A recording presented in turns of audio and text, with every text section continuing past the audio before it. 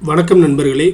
10ஆம் வகுப்பு இயல் 4 பெருமாள் திருமொழி குலசேகர ஆழ்வார் இயற்றிய பெருமாள் திருமொழியில் இருக்கக்கூடிய புத்தக உள் வினாவிடைகள் பார்ப்பலாம். அதாவது இன்டீரியர் கொஸ்டின்ஸ் அண்ட் ஆன்சர்ஸ் பார்ப்போம்.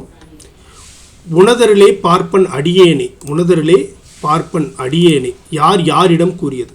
குலசேகர ஆழ்வார் தான் இறைவனை பார்த்து பாடுறாரு. அப்போ உணதரிலே பார்ப்பன் அடியேனே, உன்னுடைய அருளை தேடியே நான் உனக்கு அடியேனாக இருக்கிறேன் குலசேகர ஆழ்வார் இறைவனிடம் கூறியது. குலசேகர ஆழ்வார் இறைவனிடம் கூறியது. பெருமாள் திருமொழியில் உள்ள பாடல்களின் எண்ணிக்கை எத்தனை? பெருமாள் திருமொழியில் மொத்தம் 105 பாடல்கள் உள்ளன. பெருமாள் திருமொழியில் மொத்தம் 105 பாடல்கள் உள்ளன. வித்துவக்கோடு என்னும் ஊர் டேஸ் மாவட்டத்தில் உள்ளது. கேரள மாநிலத்தில் இருக்கக்கூடிய பாலக்காடு மாவட்டத்தில் உள்ளது. வித்துவக்கோடு என்னக்கூடிய ஊர் எங்கே இருக்குன்னா கேரள மாநிலத்தில் இருக்கக்கூடிய பாலக்காடு மாவட்டத்தில் உள்ளது. குலசேகர ஆழ்வார் வித்துவக்கோட்டில் உள்ள இறைவன் உய்யவந்த பெருமாளை என்னவா உருவகப்படுத்தி பாடுகிறார்? உய்யவந்த பெருமாளை என்னவா உருவகப்படுத்தி பாடுகிறார்னா அன்னையாக பாடுகிறார், தாயே என்று பாடுகிறார். ஓகேவா? உய்யவந்த பெருமாளை நீ என்னுடைய தாய் என்று அன்னையாக பாடுகிறார். வாளால் அறுத்து சுடினும் மருத்துவன்பால் மாளாத காதலன் நோயாளன் போல் மாயத்தால் என்னும் அடிகளில் இடம்பெற்றுள்ள நயம் என்ன? மோனை என்றால் என்ன? முதல் எழுத்து ஒன்றி வருவது மோனை. முதல் எழுத்து ஒன்றி வரல. எதுகை என்றால் இரண்டாம் எழுத்து ஒன்றி வருவது எதுகை. அப்போ லா லா. ஓகேவா? அப்போ இரண்டாம் எழுத்து ஒன்றி வருவது, அப்போ இது எதுகை. 4000 திவ்ய பிரபந்தத்தில் டேஸ் திருமொழியாக உள்ளது பெருமாள் திருமொழி. 5ஆம் திருமொழியாக உள்ளது பேர் தான் எது? மொத்தம் 12ல் 5ஆம் திருமொழியாக இருப்பது எதுன்னு பார்த்தா 4000 திவ்ய பிரபந்தத்தில் 5ஆம் திருமொழியாக இருப்பது எது? நம்ம பெருமாள் திருமொழி. ஓகேவா? பெருமாள் திருமொழி.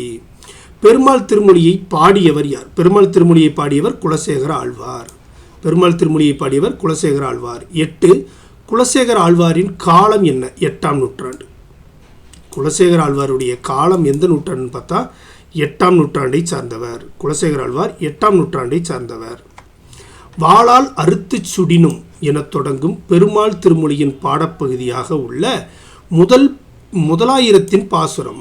முதல் ஆயிரத்துடைய பாசுரம் எதுன்னு கேட்டமாகும் 691. இந்த பாசுரத்தில், அதாவது இந்த பெருமாள் திருமொழியுடைய பாடப்பகுதியில் இருக்குல்ல, நம்மளுக்கு கொடுத்துருக்கக்கூடிய முதல் ஆயிரத்தில் இருக்கக்கூடிய பாசுரம் தான் இந்த வாளால் அறுத்து சுண்ணி எனக்கூடிய பாடல். இது எத்தனாவது பாசுரம்னா 691வது பாசுரம். மாளாத காதலன் நோயாளன் போல் மாயத்தாள் என்னும் அடிகளில் மாயம் என்றால் என்ன? மாயம்னா என்ன? நீ என் மீது எனக்கு துன்பத்தை கொடுத்து கொடுத்து விளையாடி கொண்டு இருக்கிறாய் என்று பாடுகிறார். அப்போ மாயம் என்றால் என்னன்னா விளையாட்டு. காதல் நோயாளன் போன்றவர்னா நான் உன் மீது காதல் கொண்டு ஒரு நோயாளன் போல இருக்கிறேன் என்று பாடியவர் யார்? காதல் நோயாளன். அப்போ குலசேகர ஆழ்வார். இவர் தானே பாடினவர். அப்போ இவர் தான் காதல் நோயாளன். மருத்துவன் யார்? என்னுடைய நோயை தீர்க்கக்கூடிய மருத்துவன் யார் என்றா வித்துவக்கோட்டில் அமைந்திருக்கும் உய்ய வந்த பெருமாள். வித்துவக்கோட்டு இறைவன். நீ ஆளா உணதருளே 13.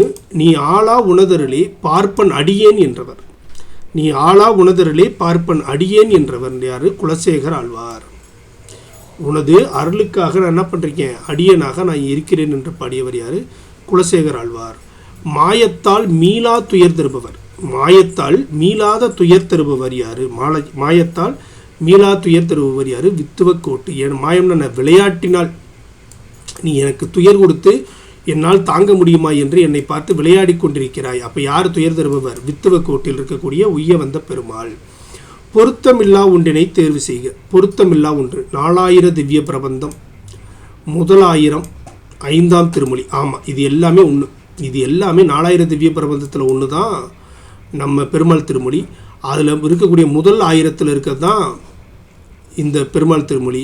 இது எத்தனாவது திருமொழியாக இருக்குன்னா 5ஆம் திருமொழியாக இருக்குது. திருப்பாவை என்பது ஆண்டாள் இயற்றியது. அப்போ இதுதான் பொருத்தமில்லாததாக இருக்குது. அடுத்து வாளால் அறுத்து சுடுபவர். வாளால் அறுத்து சுடுபவர் யார்? ஒரு நோய் வந்துருச்சு. நோய் வந்தோடனே ஆப்ரேஷன் தேட்டர் போயிட்டோமா என்ன பண்ணுவார்? டாக்டர் தான் என்ன பண்ணுவார்? வாளால் அறுத்து சுட்டு அந்த காயத்தை அவர் சரி செய்வார். அப்போ வாளால் அறுத்து சுடுபவர் யார்? மருத்துவர். இந்த மருத்துவராக யாரை சொல்கிறாரு? வித்துவக்கோட்டு இருக்கக்கூடிய இறைவனை சொல்கிறாரு. இறைவனை உருவகப்படுத்துகிறார். சரியான சொற்றொடரை தேர்வு செய்க. சரியான சொற்றொடரை தேர்வு செய்க. சங்க அறிவியல் இலக்கியத்தில் கருத்துக்கள் நிறைந்துள்ளன. சங்க அறிவியல் இலக்கியம்னு ஒன்றும் இல்லை, சங்க இலக்கியத்தில் தான் இருக்குது.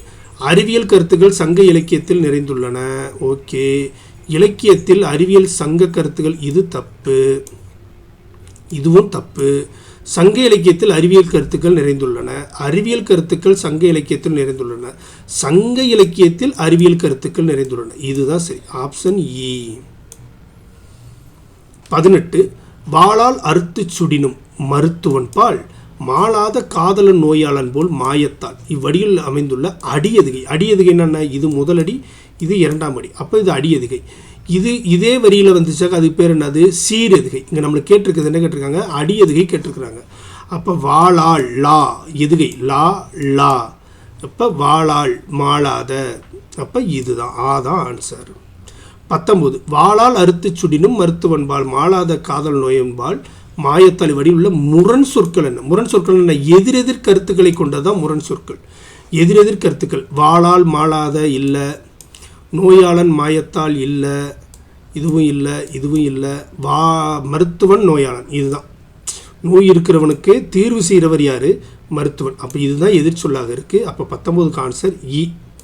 இதோட பெருமாள் திருமொழியில் இருக்கக்கூடிய அனைத்து விதமான கொஸ்டின்ஸுகளுக்கும் அதுக்கான ஆன்சர்ஸும் பார்த்துட்டோம். இதை தாண்டி இதில் கேட்பதற்கு வேறு ஒன்றும் இல்லை. தொடர்ந்து பாருங்கள். உங்களுக்கு எதுனும் கருத்துக்கள் இருந்தால் கமெண்ட் செக்ஷனில் சொல்லுங்கள். எங்களுடைய சேனலை சப்ஸ்கிரைப் பண்ணுங்கள். நன்றி, வணக்கம்.